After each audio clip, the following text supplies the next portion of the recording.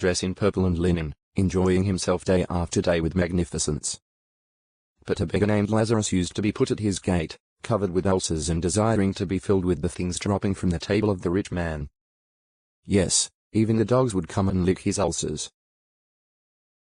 Luke 16. 19-21. The Pharisees are money lovers, so is there any doubt whom Jesus is illustrating by this rich man? These Jewish religious leaders also like to deck themselves out in costly, fancy clothing. And beyond whatever actual wealth they might have, they seem rich in the privileges they enjoy and opportunities they have. Yes, illustrating them by a man clothed in royal purple reflects their favored position, and the white linen reflects their self-righteousness. Daniel 5:7. How do these rich, proud leaders view the poor, the common people? They contemptuously consider them Mohammedans, or people of the land earth, who neither know the law nor deserve to be taught it. John 7:49. That reflects the situation of the beggar named Lazarus, who hungers for even the meager things. Illustration of the rich man and Lazarus. What contrast exists between the situation of the Jewish religious leaders and that of the common people? As Jesus indicates, what change takes place beginning with John's ministry? Who are like the rich man in Jesus' illustration, and who are like Lazarus? 88. Dropping from the table of the rich man. Like Lazarus covered with ulcers, the common people are looked down on, as if they are spiritually diseased. That sad situation has existed for some time, but Jesus knows that the time has come for a great change in the condition of both those who are like the rich man and those who are like Lazarus. The change for the rich man and for Lazarus. Jesus goes on to describe this dramatic change in circumstances.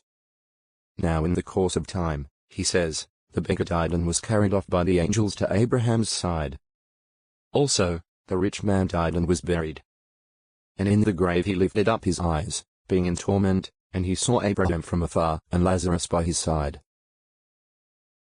Luke 16. 22-23. Those listening to Jesus know that Abraham is long dead and in the grave. The scriptures make it clear that no one in the grave, or Sheol, can see or speak, including Abraham. Ecclesiastes 9:5-10. What, then, do these religious leaders think that Jesus means with this illustration? What might he be indicating about the common people and the money-loving religious leaders? Jesus has just pointed to a change by saying that the law and the prophets were until John the Baptist, but from then on the kingdom of God is being declared as good news.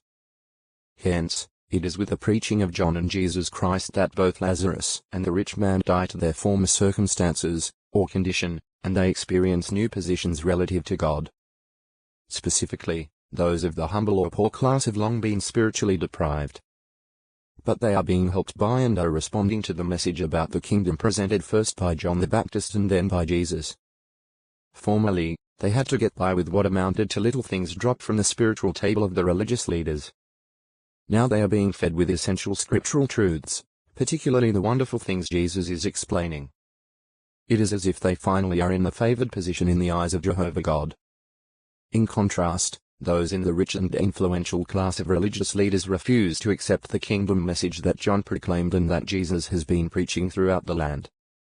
Matthew 3:1-2-4-17. In fact, they are angered, or tormented, by that message, which points to a coming fiery judgment from God. Matthew 3:7-12. It would be a relief to the 208 money-loving religious leaders if Jesus and his disciples would let up on declaring God's message. Those leaders are like the rich man in the illustration, who says, "Father Abraham, have mercy on me, and send Lazarus to dip the tip of his finger in water and cool my tongue, for I am in anguish in this blazing fire." Luke 16:24. But that is not to happen. Most of the religious leaders will not change. They had refused to listen to Moses and the prophets, which writings should have led them to accept Jesus as God's Messiah and King. Luke 16:29-31. Galatians 3:24. Nor do they humble themselves and let themselves be persuaded by those poor ones who accept Jesus and now have divine favor.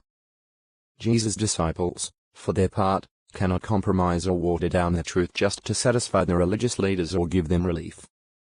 In his illustration, Jesus describes this